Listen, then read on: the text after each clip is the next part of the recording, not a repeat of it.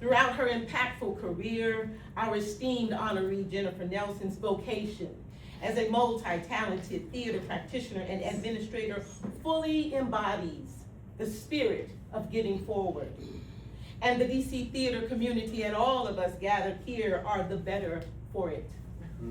Over the course of the past 40 years, she has inspired countless actors, directors, playwrights, and administrators to follow their dreams, including me.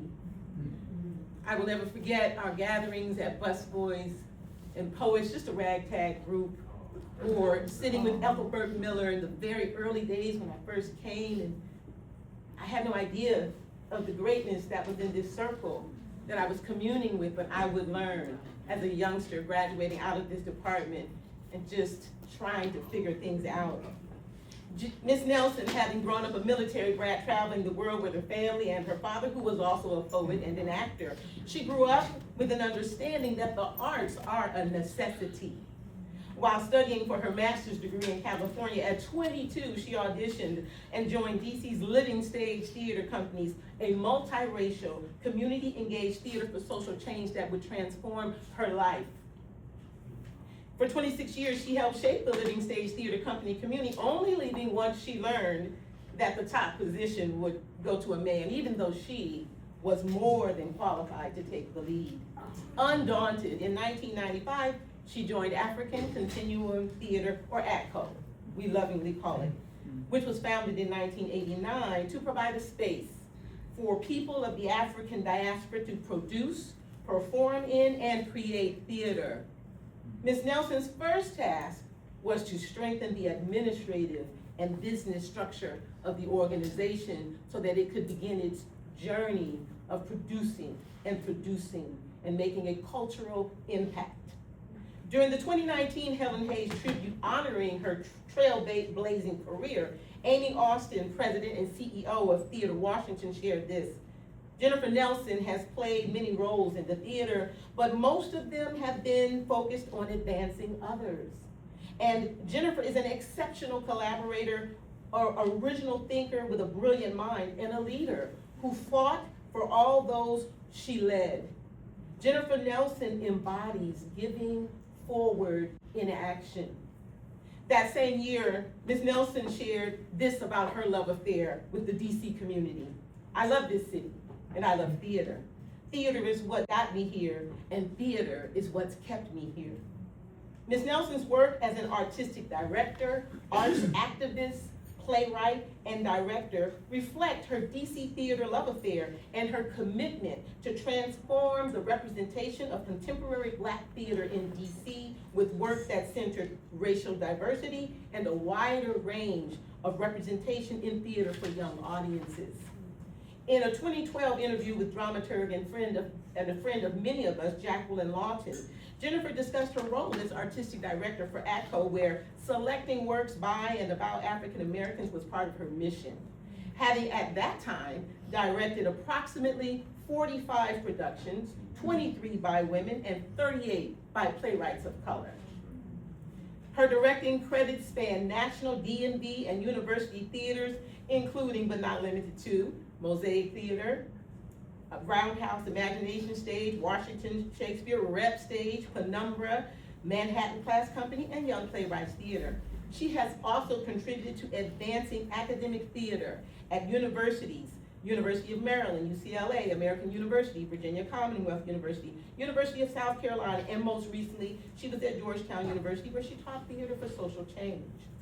She has shaped national policy as a former senior artistic advisor at Forge Theater, past president of the League of Washington Theaters, and as a member of the board of directors of the Theater Communications Group. And she has the unique distinction of being a 3-time grantee of the DC Commission on the Arts Individual Artist Program, and is a recipient of the Mayor's Arts Awards for Excellence in an Artistic Discipline. Please indulge me as I mention a few of my personal favorites from her tenure at African Continuum Theater. In song, you jumped me, but I don't mind. You teed me up real nice. The 1997 production of the first hip hop theater festival in DC. I had just graduated from Howard University, and when that dropped in, it blew our minds. Absolutely blew our minds. As well as Blues for an Alabama Sky, with my friends were cast in that show. Spunk, again, Friends, Intimate Apparel, as Dr. Long has mentioned. And then there was Pearl Clegg's Chain, which starred our alum and my dear friend, Camilla Forbes. And Camilla sent me this to share about her experience with Miss Nelson. Jennifer Nelson is a pioneering force in Washington, D.C.'s theater scene. Her commitment to promoting Black voices in the arts has had a lasting impact on many artists' journeys. Personally, Jennifer was instrumental in my development as an artist by casting me in my first professional production and giving my theater company the opportunity to present at the Kennedy Center. She laid a crucial foundation for using art as a tool for social change, inspiring all of us to continue that legacy today. Her vision and support have truly shaped our community and my path as an artist. Camilla Forbes. Jennifer's career as a working playwright and poet continued. Some of her notable works include her 1996 musical play, Torn from the Headlines, awarded the Helen Hayes Charles MacArthur Most Outstanding Play Award, Hubert and Charlie, a full-length musical honored by the 2003 Larry Neal Writers Awards, and her play 24/7/365, produced by Theater of the First Amendment. She has also received several commissions to write issue-oriented plays for young audiences. I think we all recognize that it's common for the impact of such a profound career to be more fully understood by looking back. But too often, Black organizations haven't done the best job of caretaking their archival legacy. But in this case, thank yous are in order for ancestor Joanne Williams, a former executive director for ACTCO who recognized the value of preserving the organization's existence, and Ms. Nelson's contributions by gifting ACTCO's partial records to the University of Maryland libraries. So that means that everyone in this room and researchers across the globe can now study and honor and further develop that potent portion of Ms. Nelson's impact on DC Black theater. I want to close with this poem. Dear Ms. Nelson, once before you ran head on, leaping from coast to coast, running towards an unbounded purpose. Then you sat, you stopped, you negotiated with patience while you worked to redefine and reclaim a presence that would bind us all to a yet forming future into the continuum, as a future that now winks at us shyly, then brightly, with history that dazzles and sparkles, yet with remembrance we welcome, oh, how we welcome your wisdom once more.